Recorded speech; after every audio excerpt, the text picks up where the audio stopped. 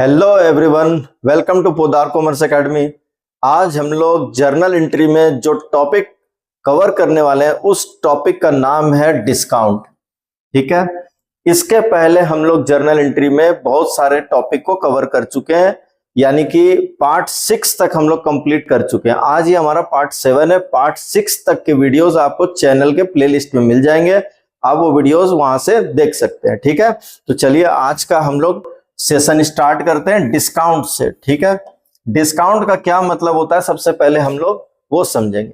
Discount का मतलब होता है कोई डिडक्शन, ठीक है, या फिर आप समझिए कोई रिडक्शन, या फिर आप समझिए कोई कॉन्सेशन। ठीक है, जैसे कि कोई अमाउंट मुझे किसी को देना है और वो सामने वाला पर्सन अगर उसमें से कुछ अमाउंट लेस कर देता है तो वो जो अमाउंट को कम कर देता है उसी को हम लोग क्या बोलते हैं, डिस्काउंट बोलते हैं। जैसे मान लीजिए कि मुझे किसी मिस्टर एक्स नाम के आदमी को 1,00,000 रुपया देने हैं, ठीक है, और मिस्टर एक्स जब मैं पेमेंट करने जाता हूं मुझे 5% का डिस्काउंट देता है। ठीक है, तो वो 1,00,000 में से क्या करेगा, 5% माइनस कर देगा।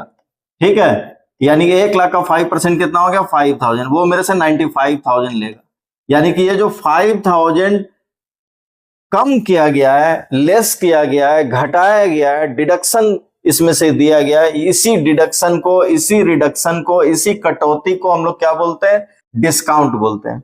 यानी कि सामने वाला जब कुछ अमाउंट कम करके आपसे लेता है तो उसी कम करने वाले अमाउंट को ही हम लोग क्या बोलते हैं, डिस्काउंट बोलते हैं। ठीक है, अब यह डिस्काउंट कितने तरह का होता है और इसको अकाउंट्स में कैसे ट्रीट किया जाता है उसको अब हम लोग समझेंगे। डिस्काउंट मेनली 2 टाइप का होता है। एक हो गया हमारा ये ट्रेड डिस्काउंट और दूसरा हो गया ये कैश डिस्काउंट।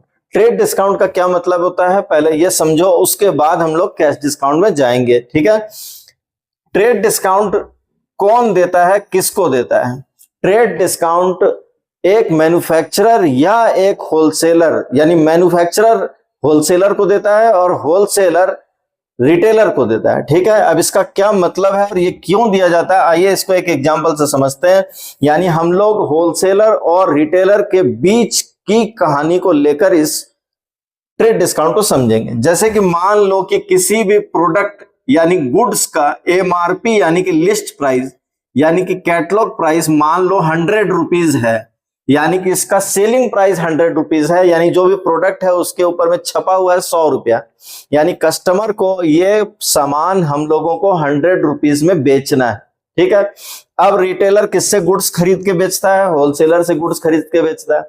अगर होलसेलर उसको ये सामान 100 में देगा, ठीक है ना, यानी होलसेलर रिटेलर को सामान 100 रुपए में बेचेगा और रिटेलर उस सामान को लाके कस्टमर को 100 रुपए में बेचेगा, तो रिटेलर तो कुछ कमा नहीं पाएगा। ठीक है, इसीलिए ट्रेड डिस्काउंट दिया जाता है। यानी कि होलसेलर क्या करेगा, जो लिस्ट प्राइस है यानी एमआरपी है उससे कम करके, मान लीजिए कि 20% कम करके देता है, तो रिटेलर को यह सामान 80 रुपीज में मिल जाएगा, 80 रुपए का मिलेगा। और जब रिटेलर अपने कस्टमर को यह सामान 95 में या 100 में बेचेगा, ठीक है, तो क्या होगा, उसको कुछ प्रॉफिट अर्न कर होगा, मतलब वो कुछ कमा लेगा। ठीक है, तो अगर 100 का सामान 100 में लाएगा और 100 में बेचेगा तो कोई फायदा नहीं होगा। इसीलिए मैन्युफैक्चरर होलसेलर को कम करके सामान बेचता है और होलसेलर रिटेलर को कुछ कम करके सामान बेचता है। इसी अमाउंट को, यानी कि ये जो परसेंटेज कम करके सामान रिटेलर को होलसेलर देता है, इसी को हम लोग क्या बोलते हैं, ट्रेड डिस्काउंट बोलते हैं। अब ये ट्रेड डिस्काउंट इसलिए दिया जाता है ताकि वो उसमें क्या कर सके, रिटेलर प्रॉफिट अर्न कर सके। ठीक है, एक तो ये आप समझ गए। अब दूसरा, सेल 2 तरह का होता है, कैश सेल भी होता है, क्रेडिट सेल भी होता है। तो ट्रेड डिस्काउंट ये नहीं देखता है कि सेल कैश में है या क्रेडिट में। जैसे ही रिटेलर गुड्स खरीदेगा होलसेलर से, होलसेलर क्या करेगा, उसको ट्रेड डिस्काउंट अलाउ कर देगा। ठीक है, यानी कि 100 का सामान 20% कम करके यानी 80 में देगा। ठीक, अब इसके लिए हम लोग कोई भी जर्नल एंट्री पास नहीं करेंगे। ट्रेड डिस्काउंट के लिए journal entry not required, journal entry नहीं करना पड़ता है। ठीक है, जब रिटेलर यानी कि रिटेलर जब अपने यहाँ अकाउंट्स बनाएगा तो वो क्या करेगा, अपने यहाँ एंट्री पास करेगा, purchase account debit to cash account, ठीक है, या फिर टू सप्लायर अकाउंट, जो भी सिचुएशन रहेगी। तो यहां पर वो 100 रुपीज को भी नहीं लिखेगा, 20 को भी नहीं लिखेगा, यानी ट्रेड डिस्काउंट को जर्नल एंट्री में नहीं दिखाना चाहिए। ट्रेड डिस्काउंट को जर्नल एंट्री में लिखना ही नहीं है। हम लोग यहाँ नेट अमाउंट को रिकॉर्ड करेंगे, यानी कि 80 रुपीज को रिकॉर्ड करेंगे, ठीक है। यानी परचेज की जब एंट्री पास करेंगे या सेल की भी जो एंट्री पास करेंगे, यानी दोनों पार्टी होलसेलर और रिटेलर जब अपने अकाउंट्स प्रिपेयर करेंगे, तो होलसेलर सेल की एंट्री पास करेगा, रिटेलर परचेज की एंट्री पास करेगा, तो नेट अमाउंट को रिकॉर्ड करेंगे, यानी कि आफ्टर ट्रेड डिस्काउंट जो है नेट अमाउंट आएगा, वो नेट अमाउंट हम लोग ट्रांजैक्शन में लिखेंगे। यानी कि ट्रेड डिस्काउंट को अकाउंट्स में कहीं पर भी नहीं लिखा जाता है, उसको कैश मेमो या इनवॉइस से ही क्या कर दिया जाता है, लेस कर दिया जाता है। यानी कि हम लोग जब वर्किंग नोट बनाएंगे, जब क्वेश्चन बना रहे होंगे वर्किंग नोट बनाएंगे, तो वर्किंग नोट में हम लोग इनवॉइस प्राइस यानी कि लिस्ट प्राइस में से क्या करेंगे, उसको माइनस कर देंगे, ठीक है। अब आइए चलते हैं हम लोग किसकी तरफ, कैश डिस्काउंट की तरफ। कैश डिस्काउंट क्यों दिया जाता है? देखिए, कैश डिस्काउंट दिया जाता है कैश को जल्दी से जल्दी वसूल करने के लिए, ठीक है। जैसे कि मान लीजिए कि मैं एक होलसेलर हूं, या कोई भी एक आदमी होलसेलर है, ठीक है। हमारा फेवरेट आदमी है मिस्टर एक्स। मिस्टर एक्स एक होलसेलर है, ये 100, 200, 500 लोगों को उधार यानी क्रेडिट में सामान बेचता है, गुड्स बेचता है। इसका लाखों करोड़ों रुपया उधार में मार्केट में फंसा हुआ रहता है, ठीक है। तो ये ऑफर निकालता है कि जो भी आदमी मुझे टाइमली पेमेंट करेगा, यानी मान लो कि विद इन 15 डेज पेमेंट कर देगा या विद इन 10 डेज पेमेंट कर देगा, तो मैं उसको 5% या 3% एक्स्ट्रा डिस्काउंट दूंगा। क्या बोल के? कैश डिस्काउंट बोल के डिस्काउंट दूंगा, ठीक है। तो ये कैश डिस्काउंट इसलिए दिया जाता है ताकि जो भी डेटर्स हैं, जो लोग हम लोग से उधार खरीद के ले गए, वो लोग हमारा पैसा क्या करें, टाइमली पेमेंट कर दे, ठीक है। तो टाइमली पैसा वसूल करने के लिए ऐसा ऑफर सेलर अपने डेटर्स को देता है, ताकि डेटर्स उसको क्या करे, टाइमली पेमेंट कर दे। तो 5%, 3%, 10% जो भी है वो डिस्काउंट ऑफर करता है ताकि पैसा जल्दी वसूल हो सके। अब बिजनेस में हम लोग गुड्स उधार में बेचते भी हैं, गुड्स उधार में खरीदते भी हैं, ठीक है। यानी सेल भी करते हैं, परचेज भी करते हैं। तो क्या होता है, हम लोग किसी से ऑफर लेते भी हैं डिस्काउंट, कैश डिस्काउंट का, किसी को ऑफर देते भी हैं कैश डिस्काउंट का। यानी हम लोग भी किसी को पेमेंट करते हैं, हम लोग भी किसी से पेमेंट लेते हैं। तो हम लोगों को क्या होता है, डिस्काउंट किसी को देना भी पड़ता है और किसी से डिस्काउंट हम लोग लेते भी हैं, ठीक है ना। तो जब हम लोग किसी को डिस्काउंट देंगे तो डिस्काउंट अलाउड की एंट्री पास करेंगे, और जब किसी से डिस्काउंट लेंगे तो डिस्काउंट रिसीव्ड की एंट्री पास करेंगे, ठीक है ना। अब हम लोग देखेंगे डिस्काउंट अलाउड और डिस्काउंट रिसीव्ड क्या होता है, ठीक है। तो अब आइए, कैश डिस्काउंट कितने तरह का होता है? एक होता है डिस्काउंट अलाउड, एक होता है डिस्काउंट रिसीव्ड, ठीक है। डिस्काउंट अलाउड कब होगा? जब हम लोग किसी से पैसा लेंगे तब हम लोग उसको डिस्काउंट देंगे। और डिस्काउंट रिसीव्ड कब होगा? जब हम लोग किसी को पैसा देंगे तो डिस्काउंट लेंगे। यानी कि जब पैसा देते हैं हम लोग किसी को तो डिस्काउंट लेते हैं, और जब किसी से पैसा लेंगे तो डिस्काउंट देंगे, ठीक है। डिस्काउंट अलाउड का मतलब होता है डिस्काउंट देना, ठीक। अब कैसे होगा देखिए, जैसे कि मान लीजिए कि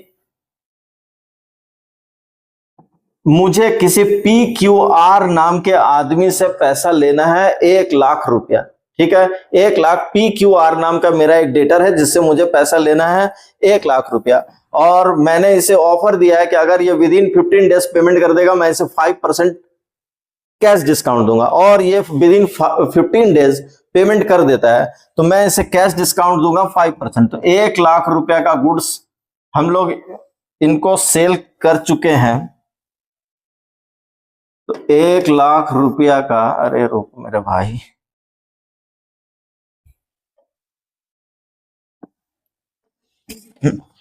एक लाख रुपया इनसे लेना था, 5% यानी कि 1 लाख का 5% निकालेंगे 5000 होगा। ये लेस करके हम लोग इनसे 95,000 लेंगे, ठीक है। यानी कि टाइमली पेमेंट मिल जाने के कारण हम लोग इनको 5% डिस्काउंट अलाउ करेंगे, ठीक है। तो अब देखिए जल्दी से, हम लोग इनसे कितना पैसा ले रहे हैं, 95,000, ठीक है। डिस्काउंट कितना दे रहे हैं, 5,000, ठीक है। और डेटर कितने से कम हो रहा है, 1 लाख से कम हो रहा है, ठीक। अब आइए इसको समझते हैं कि आखिर कैश डेबिट क्यों हुआ, डिस्काउंट डेबिट क्यों हुआ, पीक्यूआर को क्रेडिट क्यों किया गया। अब हम लोग इसको समझते हैं। मॉडर्न रूल को हम लोग फॉलो कर रहे हैं।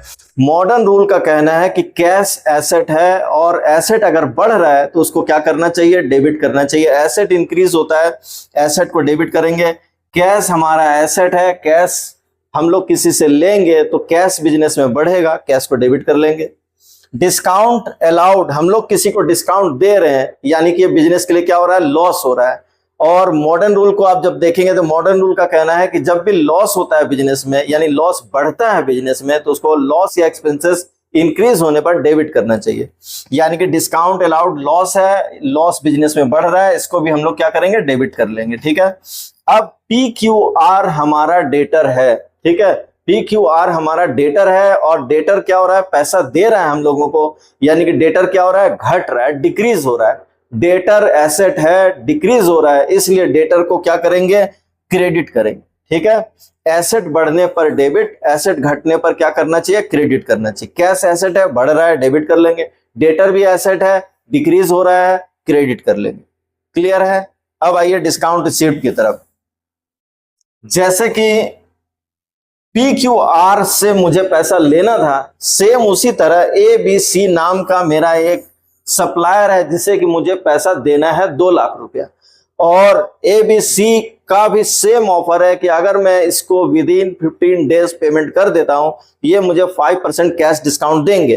तो 2 लाख रुपया इनको देना था, इन्होंने 5% डिस्काउंट ऑफर किया है और हम लोग इनको टाइमली पेमेंट कर देंगे 15 दिन के अंदर अंदर। ठीक है, तो 2 लाख का 5% निकालिए, 10,000 रुपया होता है।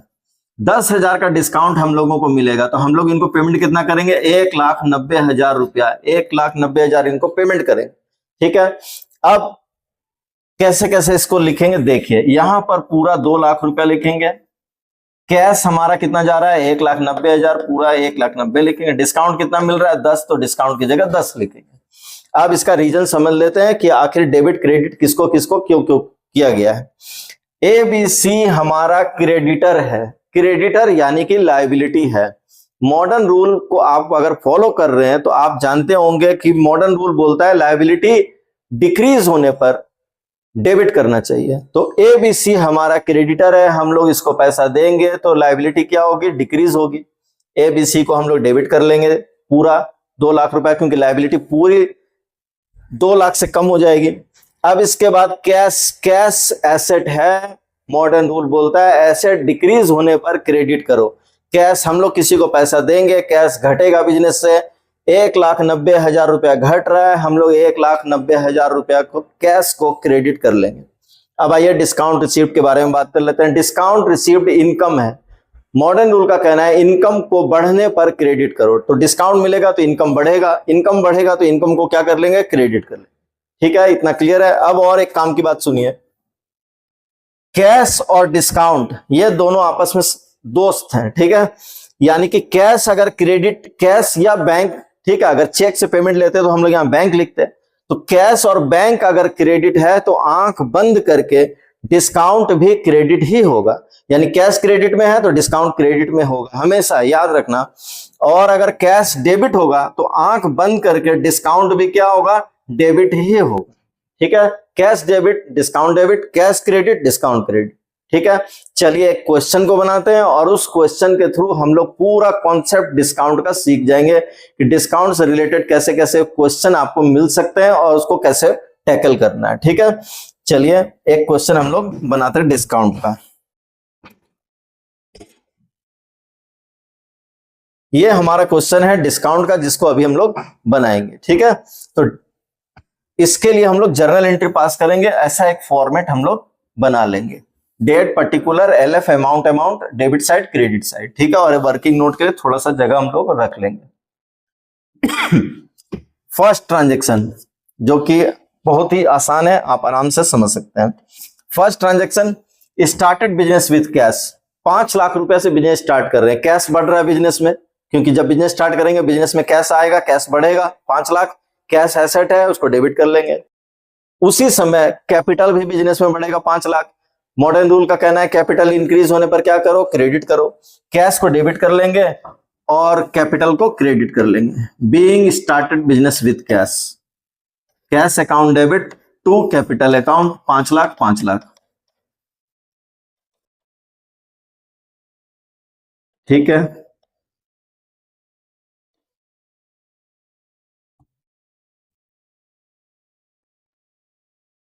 इसके बाद second transaction, purchase goods from Pankaj, list price 40,000 at 10% trade discount. Pankaj नाम के आदमी से हम लोग गुड्स खरीद रहे हैं। पहली बात तो यह है कि यहाँ कहीं फॉर कैश नहीं लिखा हुआ है, पर्सन का नेम दिया हुआ है, फॉर कैश नहीं लिखा हुआ है, मतलब कि हम लोग गुड्स को क्रेडिट में परचेज कर रहे हैं। ठीक है, क्रेडिट परचेज है। यहाँ पर पंकज एक पर्सन का नाम है, हम लोग को वो सामान दे रहा है, यानी पंकज हमारे लिए क्या है। अगर ट्रेडिशनल रूल की तरफ चले, ट्रेडिशनल रूल से समझे तो पंकज एक पर्सन है, वो हमारा गिवर है, गिवर को क्रेडिट करना चाहिए। Debit the receiver, credit the giver. Pankaj giver है, पंकज को क्या कर लेंगे, क्रेडिट कर लेंगे।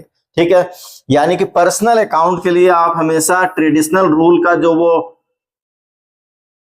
पर्सनल अकाउंट वाला रूल है, अगर उसको फॉलो करते हैं ना तो बहुत आसानी से आप उसको समझ सकते हैं। जैसे किसी आदमी का या फर्म का नाम आता है, आप देखिए वो रिसीवर है कि गिवर है, बहुत आराम से आप तुरंत डेबिट क्रेडिट कर लेंगे उसको। ठीक है, तो पंकज गिवर है, पंकज को क्रेडिट करेंगे। और परचेज बिजनेस का एक्सपेंसेस है, एक्सपेंसेस को क्या करना चाहिए, डेबिट करना चाहिए। परचेज को डेबिट कर लेंगे और पंकज गिवर है, पंकज को क्या करेंगे, क्रेडिट कर लेंगे। मॉडर्न रूल के हिसाब से भी देखा जाए तो पंकज क्या हो रहा है, पंकज हमारा क्रेडिटर बनेगा, क्योंकि हम लोग इससे गुड्स खरीद के ला रहे हैं, क्रेडिटर है। मॉडर्न रूल के हिसाब से देखें, क्रेडिटर बढ़ रहा है, क्रेडिटर बढ़ेगा तो क्या करेंगे, क्रेडिट करेंगे। ठीक है, चलिए अब इसके लिए एक वर्किंग नोट बनाएंगे।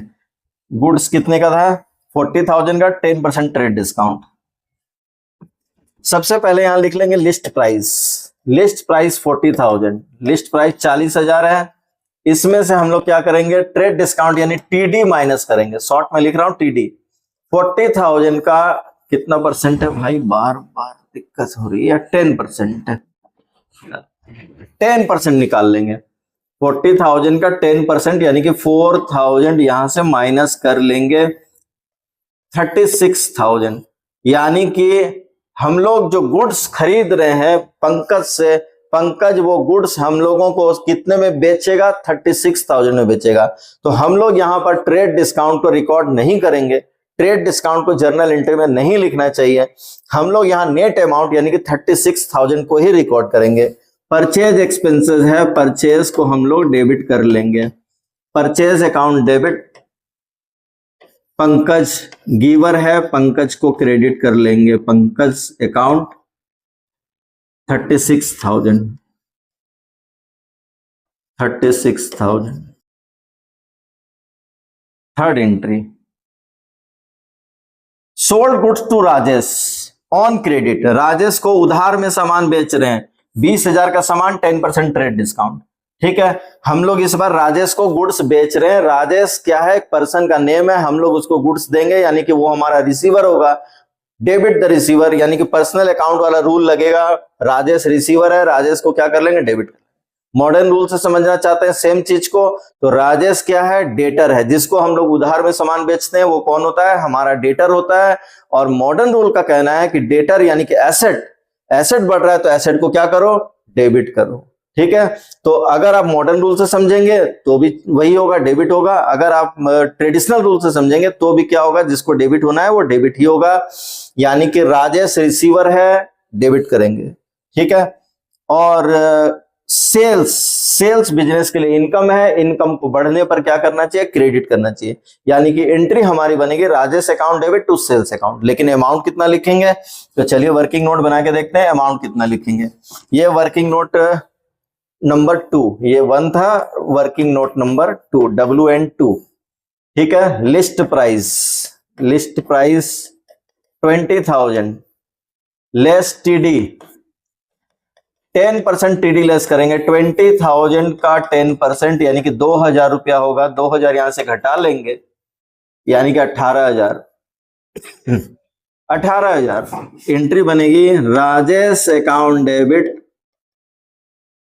Rajesh account debit to sales account, Rajesh account debit to sales account 18,000। ठीक है, आप ये वर्किंग नोट कर लीजिए, जगह कम है।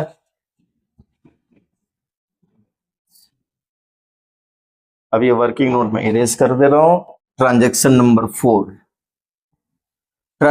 4, pay to Pankaj 35,000 in full settlement. देखिए पंकज को 35,000 रुपया दे रहे हैं, वो भी कैसे, फुल सेटलमेंट में। ये फुल सेटलमेंट जब भी आ जाए ना तो समझ लेना कि डिस्काउंट आने वाला है। ठीक है, फुल सेटलमेंट का मतलब होता है कि और पेमेंट नहीं करेंगे।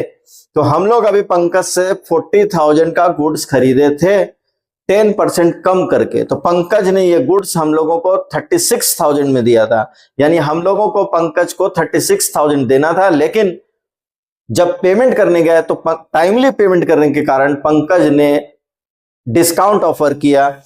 36,000 की जगह वो कितने में सेटलमेंट कर लिया उन्होंने, 35,000 में। यानी कि 1,000 का डिस्काउंट हम लोगों को मिला। ठीक है, आप देखिए यहां ट्रांजेक्शन में भी आप देख सकते हैं, purchase account debit to Pankaj 36,000। हम लोग 36,000 में गुड्स पंकज से परचेज करके लाए थे, लेकिन आज जब पेमेंट कर रहे हैं तो 35,000 में फुल सेटलमेंट। फुल सेटलमेंट का मतलब और पैसा नहीं देना है, यानी कि 1,000 का डिस्काउंट हम लोगों को मिल रहा है। ठीक, अब इसको रिकॉर्ड कैसे करना है। ठीक है, सबसे पहले तो डिस्काउंट को किनारे रखिए। पहले हम लोग ये देखेंगे कि हम लोग पंकज को पेमेंट कर रहे हैं, वो एंट्री हम लोग पास करेंगे और उसके बाद डिस्काउंट के बारे में बात करेंगे। तो देखिए पंकज को जब हम लोग पैसा देंगे पर्सनल अकाउंट के हिसाब से, अगर आप देखते हैं ट्रेडिशनल रूल के हिसाब से, तो पंकज क्या होगा, रिसीवर होगा। जिसको पैसा देंगे वो हमसे लेगा, वो रिसीवर होगा। पंकज रिसीवर है, पंकज को डेबिट द रिसीवर, यानी पंकज को डेबिट कर लेंगे, पंकज अकाउंट डेबिट। ठीक, फुल अमाउंट से 36,000 से, यानी कि पंकज का अकाउंट क्लोज होगा, यानी कम होगा 36,000 से। अब कैश रियल अकाउंट, अगर आप ट्रेडिशनल रूल से भी देखना चाहते हैं तो कैश एक रियल अकाउंट है, और रियल अकाउंट बोलता है क्रेडिट व्हाट गोज आउट। हम लोग किसी को पैसा देंगे तो क्या होगा, कैश जाएगा, कैश जाएगा, वो रियल अकाउंट का आइटम है। रियल अकाउंट का कहना है क्रेडिट व्हाट गोज आउट। ठीक है, अगर मॉडर्न रूल से समझना चाहते हैं तो मॉडर्न रूल बोलता है कि कैश एसेट है। ठीक है, एसेट है और वो घट रहा है तो उसको क्या करो, क्रेडिट करो। ठीक है, तो हम लोग यहां पर लिखेंगे टू कैश अकाउंट। ठीक, ये हो गया। अब बात यह है कि डिस्काउंट को क्या करें। डिस्काउंट हम लोगों को मिल रहा है, यानी कि वो इनकम है, इनकम को क्या करना चाहिए, क्रेडिट करना चाहिए। और अगर कैश क्रेडिट में है तो डिस्काउंट भी क्रेडिट में ही होगा, यानी कैश क्रेडिट में है तो डिस्काउंट भी आंख बंद करके क्रेडिट में होगा। डिस्काउंट हम लोगों को मिल रहा है, डिस्काउंट रिसीव्ड लिखेंगे, डिस्काउंट रिसीव्ड अकाउंट। ठीक है, पंकज को पूरा 36 लिखेंगे, पैसा जा रहा है 35, प्रॉफिट यानी कि डिस्काउंट मिल रहा है 1,000 रुपया। ठीक, अब इसके बाद हम लोग चलेंगे ट्रांजैक्शन नंबर 5 में। Receive from Rajesh 17,500 in full settlement. Rajesh से 17,500 फुल सेटलमेंट में मिल रहा है। फिर से एक बार फुल सेटलमेंट है, मतलब डिस्काउंट मिलने वाला है, डिस्काउंट आने वाला है। ठीक है, अब देखते हैं डिस्काउंट हम लोग ले रहे हैं कि दे रहे हैं। तो हम लोग पंकज से पैसा ले रहे हैं। ठीक है, हम लोग अभी पंकज नहीं, राजेश को हम लोग 18,000 का गुड्स बेचे थे। ठीक है, हम लोगों ने राजेश को 18,000 में गुड्स बेचा था। राजेश टाइमली पेमेंट कर रहा है, इसलिए हम लोग क्या कर रहे हैं, उससे 17,500 में फुल सेटलमेंट कर ले रहे हैं, यानी और पेमेंट हम लोग उनसे नहीं मांगेंगे। 17,500 में ही उनका अकाउंट क्या होगा, क्लोज हो जाएगा। ठीक है, यानी 500 रुपया का हम लोग उनको क्या कर रहे हैं, डिस्काउंट ऑफर कर रहे हैं। और ये जो 500 का डिस्काउंट हम लोग पेमेंट लेने के टाइम में ऑफर कर रहे हैं, ये कैश डिस्काउंट है, और कैश डिस्काउंट को जर्नल एंट्री में लिखना चाहिए, ट्रेड डिस्काउंट को नहीं लिखना चाहिए।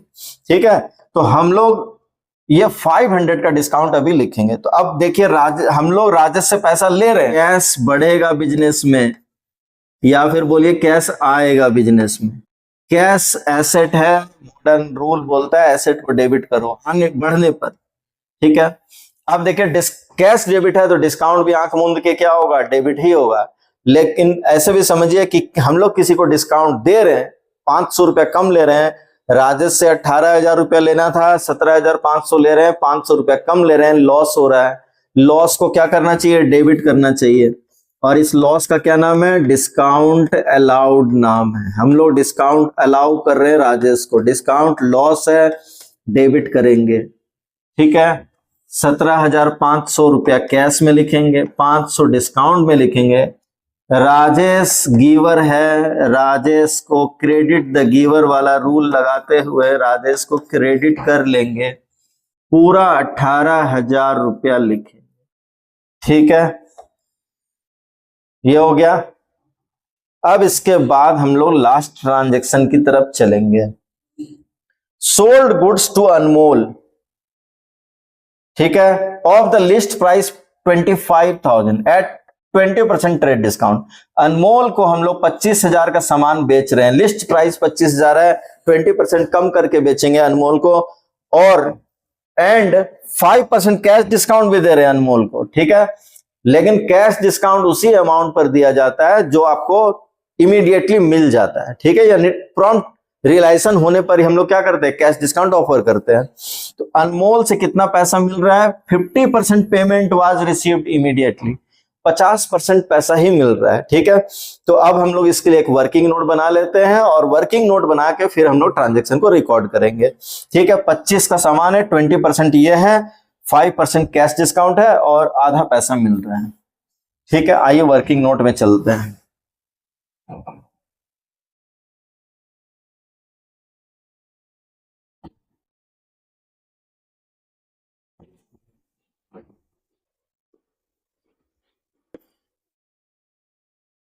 ठीक, वर्किंग नोट, सबसे पहले लिस्ट प्राइस लिखेंगे। लिस्ट प्राइस कितना है?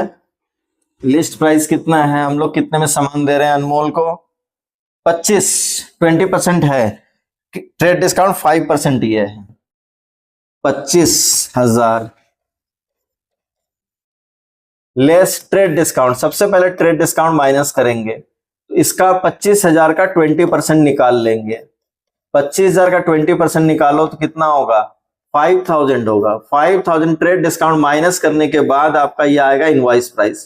ठीक है, 20,000 में हम लोग क्या कर रहे हैं? गुड्स क्या कर रहे थे? उसको बेच रहे थे। ठीक है, 25,000 का सामान ट्रेड डिस्काउंट माइनस करके 20,000 में हम लोगों ने अनमोल को सेल कर दिया। ठीक है, अब पैसा कितना मिल रहा है? देखिए, हम लोग कैश में सामान बेच रहे हैं और क्रेडिट में भी सामान बेच रहे हैं, आधा पैसा मिल रहा है, आधा पैसा उधार चला जाएगा।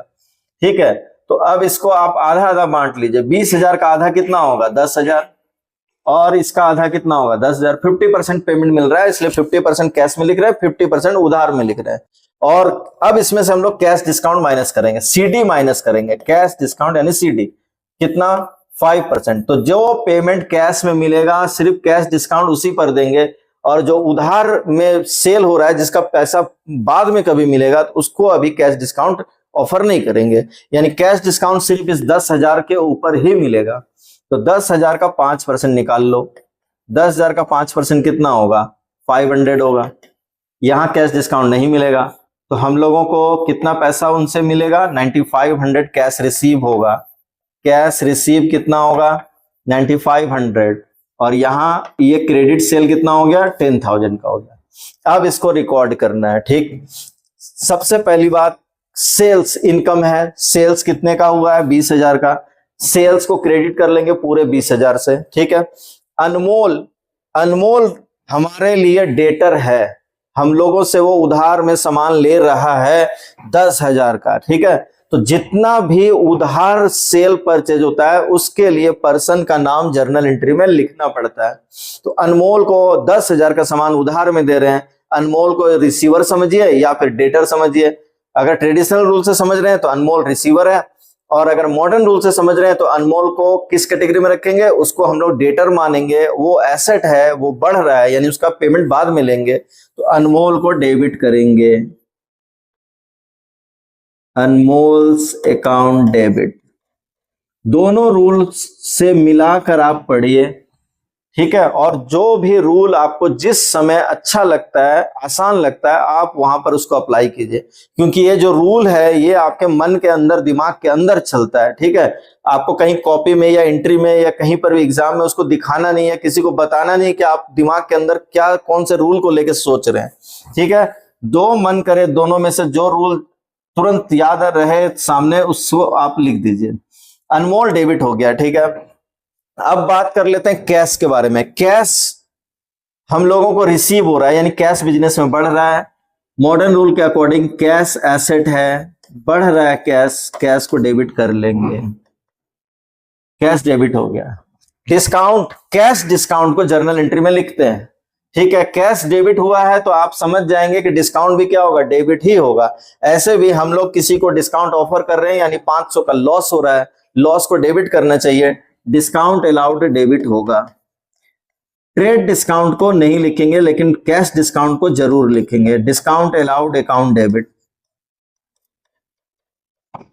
तो अनमोल के में अमाउंट लिखेंगे 10, कैश मिल रहा है 9500, डिस्काउंट हो रहा है 500, और टू सेल्स में हम लोग लिखेंगे, टू सेल्स अकाउंट में हम लोग लिखेंगे पूरा 20। ये ट्रेड डिस्काउंट माइनस करने के बाद जो नेट अमाउंट आया था वो लिखेंगे 20,000। ठीक है, इसको नोट डाउन करिए।